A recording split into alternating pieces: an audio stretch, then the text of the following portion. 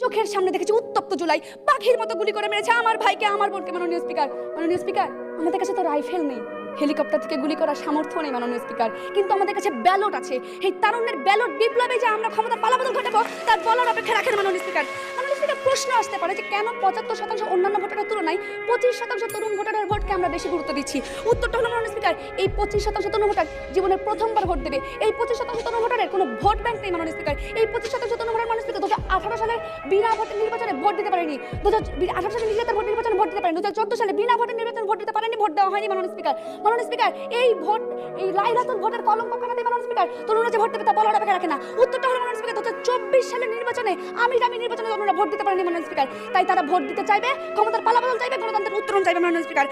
তাদের আগ্রহ, তাদের আকাঙ্ক্ষা নতুন বাংলাদেশ, সংস্কারের বাংলাদেশ, গণতন্ত্রের বাংলাদেশ মাননীয় স্পিকার। তাদের ভোটে যে ক্ষমতার পালাবদল ঘটাবে তা বলার অপেক্ষা রাখে না মাননীয় স্পিকার। ১৭ই মার্চ পর্যন্ত হালনাগাদ তথ্য মতে দেশে মোট ভোটার সংখ্যা ১২,৪৪,৮০,৬৮৭ জন।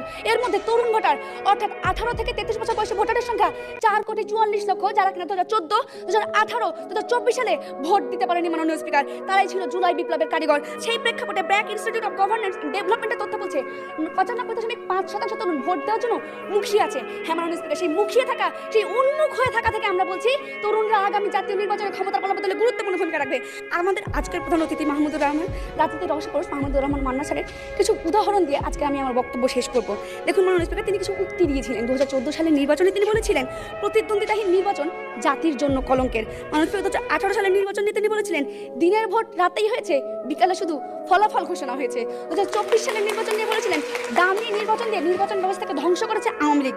জি মাননীয় স্পিকার, এই ধ্বংস লীলা বন্ধ করতে হবে, এটিকে প্রতিহত করতে হবে, এর প্রতিবাদ করতে হবে মাননীয় স্পিকার। 2026 সালের নির্বাচনে তরুণদের ব্যালট বিপ্লবের মাধ্যমে এর সঠিক উত্তর দিতে হবে, যাতে আর কোনো মৃত মানুষ কবর থেকে উঠে ভোট দিতে না পারে মাননীয় স্পিকার, যাতে আর কোনো নাবালক ভোট দিতে না পারে মাননীয় স্পিকার, যাতে করে আর কেউ যেন বলতে না পারে আইসি খুশিতে ঠেলায় মাননীয় স্পিকার।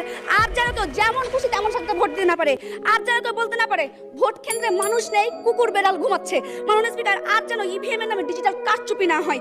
যেমন মাননীয় স্পিকার, সেই লক্ষ্যে নতুন বাংলাদেশ গড়ার উদ্দেশ্যে, তারুণ্যের বাংলাদেশ গড়ার উদ্দেশ্যে, গণতান্ত্রিক বাংলাদেশ গড়ার উদ্দেশ্যে, ক্ষমতার পালাবদলের লক্ষ্যে মাননীয় স্পিকার আজকের এই প্রস্তাবটি গ্রহণ করা অত্যন্ত জরুরি।